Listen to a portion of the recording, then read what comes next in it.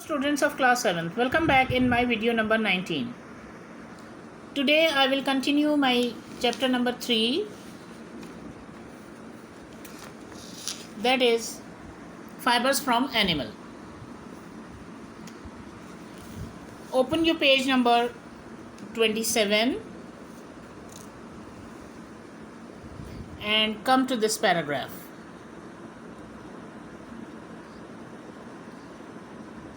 Silk.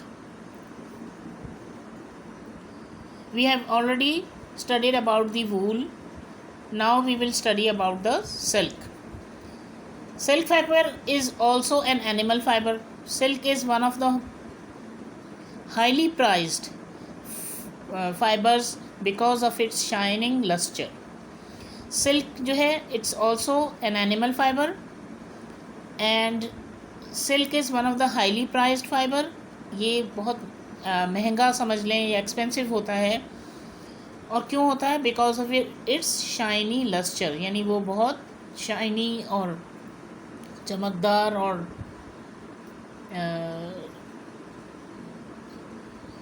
बहुत soft होता है, तो इसलिए उसको एक्सपेंसिव होता है. It is a good fabric for both winters and summers due to its heat resisting nature. और ये एक ऐसा फाइबर है कि जो आप सर्दियों और गर्मियों दोनों में यूज़ कर सकते हैं because of it's heat resistant nature. यानी उसमें ना बहुत ज़्यादा आपको गर्मी लगती है ना बहुत ज़्यादा सर्दी लगती है. सिल्क बहुत शाइनी, बहुत सॉफ्ट मटेरियल होता है जो कि हम सिल्क वॉर्म से हासिल करते हैं. Let us discuss the life cycle of silk worm. हम यहाँ पर लाइफ साइकिल पढ़ेंगे सिल्क वॉर्म की. The female silk moth lays eggs in groups. जो फीमेल सिल्क मॉथ है वो ग्रुप्स में एग्स को ले करती है. The eggs develop into silk worm called larva और कैटरपिलर. वो एग्स जो हैं डेवलप हो जाते हैं सिल्क वॉर्म में, जिन्हें हम कहते हैं लार्वा या फिर कैटरपिलर कहा जाता है. The silk worm Yeats large amount of leaves for 20 to 30 days and mold through 4 changes of their skin. अब ये सिल्क वॉर्म जो है बहुत लार्ज अमाउंट में यानी बहुत ज़्यादा मकदार में लीव्स खाते हैं, मलबरी लीव्स खाते हैं 20 से लेकर 30 दिन तक, यानी 20 to 30 डेज़ जो है कंटिन्यूसली वो मलबरी लीव्स को खाते रहते हैं. और उनके 4 स्टेजेस हैं या 4 चेंजेस उनके स्किन में आती हैं.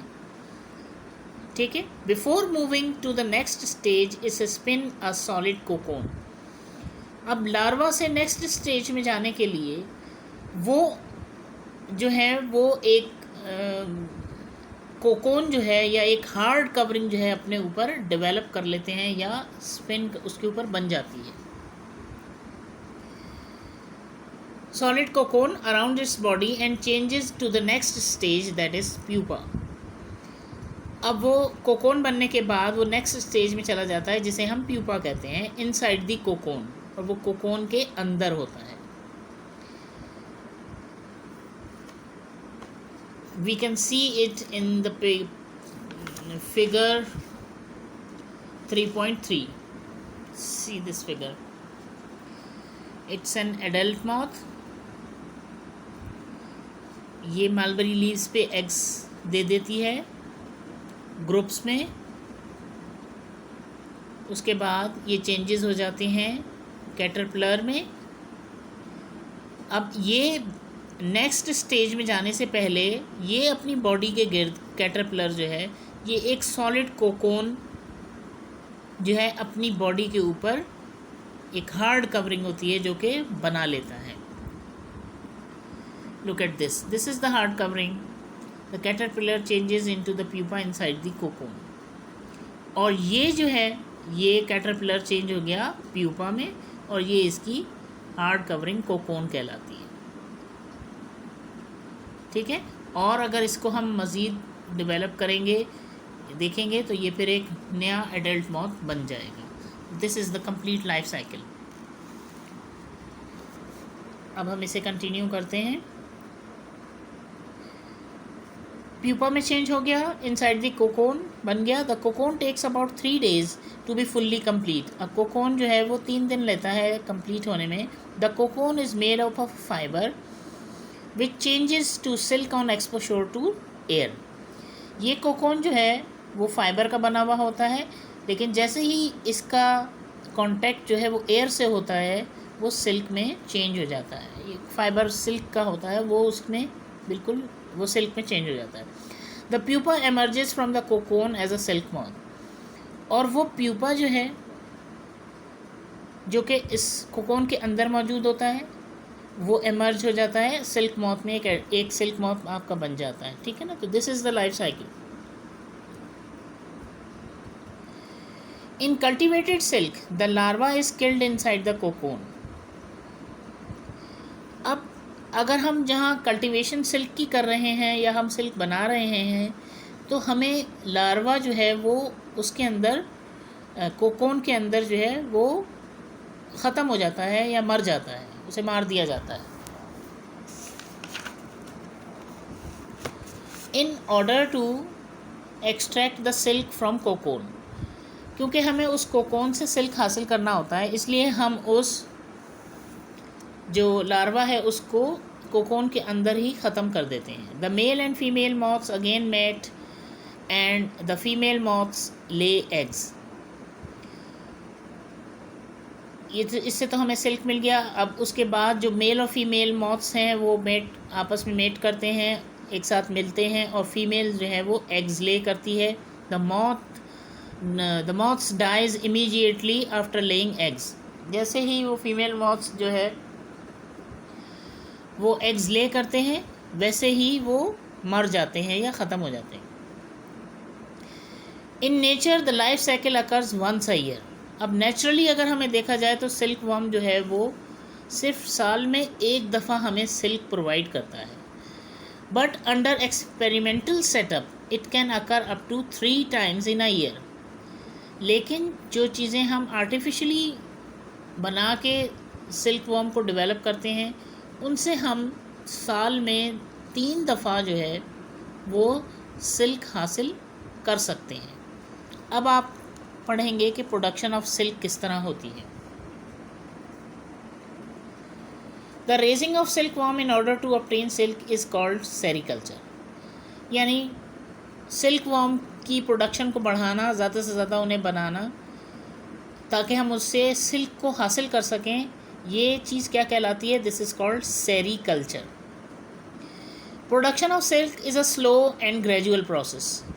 सिल्क की प्रोडक्शन जो है वो एक स्लो प्रोसेस है और आहिस्ता आहिस्ता ग्रेजुअल है, यानी 1 by 1 स्टेप के साथ होता है। There are many species of silk worm that can produce silk, but among them Bombyx mori is the most widely used. बहुत सारी स्पीशीज़ हैं सिल्क वर्म की जो कि सिल्क प्रोड्यूस करती हैं, लेकिन इन सब में Bombyx mori is most widely used. ये हम सबसे ज़्यादा इस्तेमाल करते हैं। The silk is continuous. Silk है क्या? Silk is a continuous filament fibre consisting of a protein called fibroin and a gum called sericin. Silk जो है ये एक कंटिन्यूस फिलामेंट है, फाइबर है जिसमें प्रोटीन होता है, और ये जो कि क्या कहलाता है? फेब्रोइन। और इसके अंदर इसके साथ साथ एक गम होती है, यानी इस तरह चिपकने वाली एक चीज़ होती है जिसे हम सेरिसिन कहते हैं। Fibroin prepare the silk filaments and sericin cements the 2 filaments together. Fibroin silk को प्रिपेयर करता रहता है, सिल्क फिलामेंट्स को प्रिपेयर करता रहता है, जबकि उसमें उसके साथ साथ जो सेरिसिन होता है, जो गम लाइक चीज़ है, वो सीमेंट करता है, यानी उनको आपस में जोड़ देता है 2 फिलामेंट्स को एक साथ। The sericin is removed by placing the cocoon in hot water. अब वो जो गम यानी जिससे सिल्क के थ्रेड्स जो हैं आपस में चिपकते हैं उसको हम क्या करते हैं? गर्म पानी में डाल देते हैं कोकोन को, तो वो सारा गम जो है उसमें से वो हट जाता है, या ज़ाहिर रिमूव हो जाता है गर्म पानी की वजह से। This process frees silk filament and prepare them for reeling. अब उसमें से वो गम लाइक स्ट्रक्चर तो ख़त्म हो गया। अब ये हॉट वाटर में डालने के बाद सिल्क फिलामेंट्स जो हैं वो रीलिंग के लिए बिल्कुल प्रिपेयर हो जाते हैं, यानी उनको रील कर दिया जाता है या उनको स्पिन करके एक जगह पे जमा कर लिया जाता है। इस तरह हम सिल्क फिलामेंट्स बनाते हैं। बहरहाल इसके अलावा the stages of silk production is are given below. अब इसमें डिफरेंट स्टेजेस हैं, तो वो हम देखते हैं स्टेप वाइज कि क्या है। Number 1, the silk moth Bombyx Mori Lay's eggs on mulberry tree. Silk moth जो है उसने बॉम्बेक्स मोरी जो है वो एग लेज करेगी कहाँ? मलबरी ट्री पे, ठीक है, उनके पत्तों के ऊपर, like this. Come to the next step, the eggs hatch into caterpillar silk worm. अब ये एग्स जो हैं ये सिल्क वॉर्म में चेंज हो गए, ठीक है, कैटरपिलर कहते हैं हम इन्हें। They are fed chopped mulberry leaves for 20 to 25 days। अब ये सिल्क वॉर्म जो कैटरपिलर हैं ये कंटिन्यूसली मलबरी लीव्स को खाना शुरू करेंगे तकरीबन 20 से लेकर 25 दिन तक। When the silkworm are about 25 days old, जब सिल्कवॉर्म 25 दिन का हो जाएगा, they become 10,000 times heavier than their first stage। वो अपने वज़न से जो कि उस शुरू में था उससे 10,000 times heavier हो गया। They are now ready to spin a silk cocoon। अब वो बिल्कुल तैयार हैं सिल्क कोकोन जो है स्पिन, उससे हम सिल्क कोकोन में से सिल्क को स्पिन करने के लिए। They are completely ready. Fourth step में क्या हुआ? Silk is produce from the silk worms head. अब सिल्क को हम निकालते कहाँ से हैं? सिल्क वॉर्म्स के हेड से। And then forced out in liquid from through opening called spinnerets. अब इसको हम सिल्क वॉर्म के हेड से फोर्स करते हैं, एक लिक्विड निकलता है और उसके बाद वो लिक्विड जो है वो थ्रेड्स में और एक ओपनिंग से, जिसे हम स्पिनरेट्स कहते हैं। The silk solidifies when it comes in contact with air. जैसे जैसे वो लिक्विड हवा के साथ उसका कांटेक्ट होता है वो सॉलिडिफाई होता जाता है, ठीक है। फिफ्थ स्टेप में the silk worm completes it's cocoon which is about 4 centimeter long in about 5 days by producing 600 to 1200 meters of silk filament। Silk worm जो है वो बिल्कुल कंप्लीट हो जाता है अपने कोकोन में, जो कि तकरीबन 4 centimeter लॉन्ग होता है और 5 days में वो प्रोड्यूस कर देता है 600 से लेकर 1200 मीटर्स तक सिल्क फिलामेंट बन जाता है उस एक कोकोन से। The cocoons are then put into hot waters. अब उन्हें हॉट वाटर में डाल दिया जाता है, which kills the worm as well as loosen the filaments. वो उसके अंदर मौजूद वॉर्म को मार देती है, ज़ाहिर गर्म पानी की वजह से वो मर जाता है, और वो जो फिलामेंट्स हैं जो कि आपस में चिपके हुए होते हैं वो लूज़ हो जाते हैं। Some cocoon are preserve to get silk worms that are used later for breeding. लेकिन सारे के सारे कोकोन्स में से हमको नहीं गर्म पानी में डाला जाता, क्योंकि कुछ हम कोकोन्स को बचा लेते हैं, क्योंकि उस कोकोन के अंदर जो प्यूपा मौजूद होता है उससे वो सिल्क वॉर्म में उससे वो सिल्क मॉथ जो है उसमें चेंज होगा, जिसे हम बाद में ब्रीडिंग के लिए यूज़ करते हैं, यानी उससे मज़ीद सिल्क वॉर्म को प्रोड्यूस किया जाएगा। नंबर 7 स्टेप में क्या है? 1 cocoon contains approximately 1000 yards of silk filament. The silk is at this stage is known as raw silk. एक कोकोन से हम अप्रॉक्सीमेटली 1000 गज तक सिल्क फिलामेंट निकाल सकते हैं और इस स्टेज पे वो रॉ सिल्क कहलाती है। The filaments from several cocoons are reeled off together to prepare a continuous strong thread. Just 1 thread consist of 48 individual silk filament. एक फिलामेंट्स जो हैं वो जो हासिल होते हैं उसमें से सेवरल कोकोन में से बहुत सारे उनको हम रील कर देते हैं, यानी बहुत सारे कोकोन एक साथ लगाए जाते हैं और उनमें से सिल्क जो है वो फिलामेंट निकाला जाता है और उनको एक साथ रील कर दिया जाता है ताकि वो एक स्ट्रॉन्ग कंटिन्यूस थ्रेड में चेंज हो जाए। एक सिल्क के फिलामेंट में जो एक थ्रेड में just one thread of consist of 48 individual silk filament, यानी 48 सिल्क फिलामेंट्स होते हैं एक थ्रेड में. Finally the threads are dried, उन थ्रेड्स को सुखाया जाता है. And the raw silk is reeled and packed according to quality. उसके बाद उन्हें रील कर दिया जाता है और अकॉर्डिंग टू द क्वालिटी के हिसाब से उन्हें रील कर दिया जाएगा. ठीक है ना.